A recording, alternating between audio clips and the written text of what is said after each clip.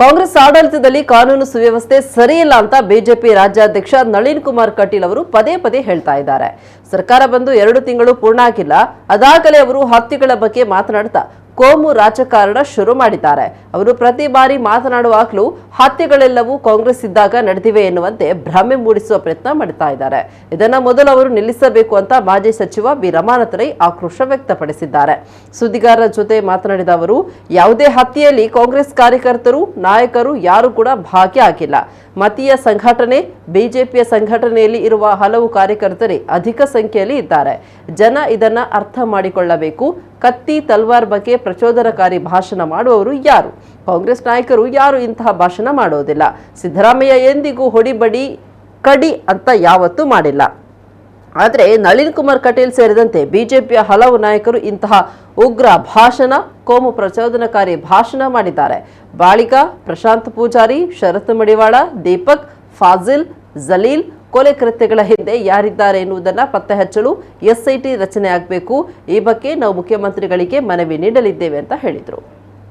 ಪ್ರಚೋದನಕಾರಿ ಭಾಷಣ ಮಾಡಿ ಕಡಿ ಹುಡಿ ಬಡಿ ಅಂತೇಳಿ ಕತ್ತಿ ತಲವಾರ್ನ ಬಗ್ಗೆ ಭಾಷಣ ಮಾಡುವವರು ಯಾರು?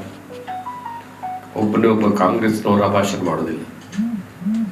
ಒಬ್ಬನೇ ಒಬ್ಬ ಮುಖಂಡರು, ರಾಜ್ಯದ ಮುಖ್ಯಮಂತ್ರಿಯವರು ಅವರ ಅಧಿಕಾರ ಅವಧಿಯಲ್ಲಿ ಆಗಿದೆ ಅಂತೇಳಿ ಒಬ್ಬ ಶಾಸಕ ನೇರವಾಗಿ ಸಿದ್ದರಾಮಯ್ಯ ಅವರು ಆಡಿದ್ದಾರೆ, ಹತ್ಯೆ ಮಾಡಿದ್ದಾರೆ ಅನ್ನುವ ರೀತಿಯಲ್ಲಿ ಮಾತಾಡ್ತಕ್ಕಂಥ ಮಾಡಿದ್ದಾರೆ.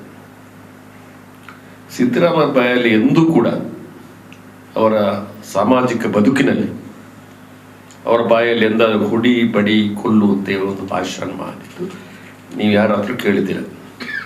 ಆದರೆ ಇಂಥ ಭಾಷಣಗಳನ್ನು ಭಾರತೀಯ ಜನತಾ ಪಕ್ಷದ ಅನೇಕ ಮುಖಂಡರು ಎದುರಿಸ್ತೀವಿ.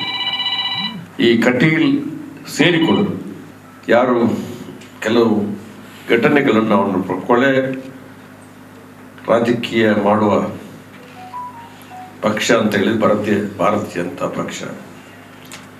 ನಾನೊಂದು ಉದಾಹರಣೆ ಹೇಳಬೇಕಾಗಿ ನನಗೆ ಬಹಳ ನೋವಿದೆ. ಮಂಟ್ವಾಳದಲ್ಲಿ ಒಬ್ಬ ಸಾಯಬೇಕು, ಯಾರಾದರೂ ಸಾಯಬೇಕು ಅಂತೇಳಿ ನಮ್ಮ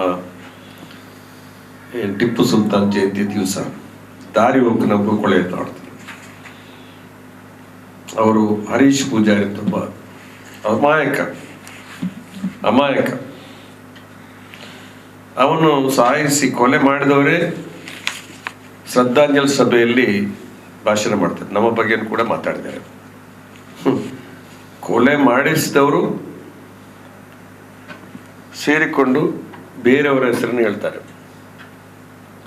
ಅಂದರೆ ಅದು ಅವ್ರ ರಾಜ್ಯಕ್ಕೆ ಕೊಲೆ ಮಾಡಿಸಿ ಯಾರ ತಲೆ ಮೇಲೆ ಕಟ್ಟಿ ನಾವು ರಾಜಕೀಯ ಲಾಭವನ್ನು ಪಡೆಯಬೇಕು ಅಂತೇಳಿ ಆರೋಪ ಮಾಡಿರ್ತಕ್ಕಂಥದ್ದು ಅವ್ರು ಮಾಡಿದ್ದಾರೆ. ರಾಜಕೀಯ ಆರೋಪ ಅಂತ ಹೇಳಿ ಅವ್ರು ಮಾಡ್ತಾ ಇದ್ದಾರೆ.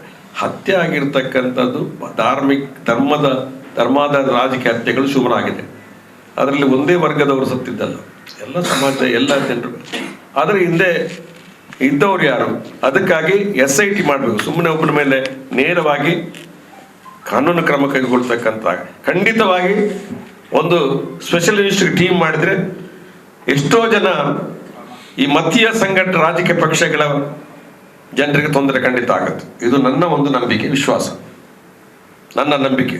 SIT ಒಂದು ಮಾಡಿ ಈ ಹತ್ಯೆಗಳ ಹಿಂದೆ ಬಾಲಿಗ ಹತ್ಯೆ ಇರ್ಬೋದು, ಶರತ್ ಮಡಿವಾಳ ಹತ್ಯೆ ಇರ್ಬೋದು, ಅಥವಾ ಹರೀಶ್ ಪೂಜಾರಿ ಹತ್ಯೆ ಇರ್ಬೋದು, ಪ್ರಶಾಂತ್ ಪೂಜಾರಿ, ಪ್ರವೀಣ್ ಪೂಜಾರಿ ಹತ್ಯೆ ಇರ್ಬೋದು, ಅಥವಾ ದೀಪಕ್ ರಾಜ್ ಹತ್ಯೆ ಇರ್ಬೋದು, ಅಥವಾ ಅಶ್ರಫ್ ಹತ್ಯೆ ಇರ್ಬೋದು, ಅಥವಾ ಮೊನ್ನೆ ಜಲೀಲ್ ಮಸೂದ್ ಮತ್ತು ಇಲ್ಲಿ ಸುಳ್ಳದಲ್ಲಿರ್ತಕ್ಕಂಥ ನಟ್ಟಾರ್, ಈ ಪ್ರಕಾರದ ಹಿಂದೆ ಇರ್ತಕ್ಕಂಥ ಶಕ್ತಿಗಳು ಯಾರು?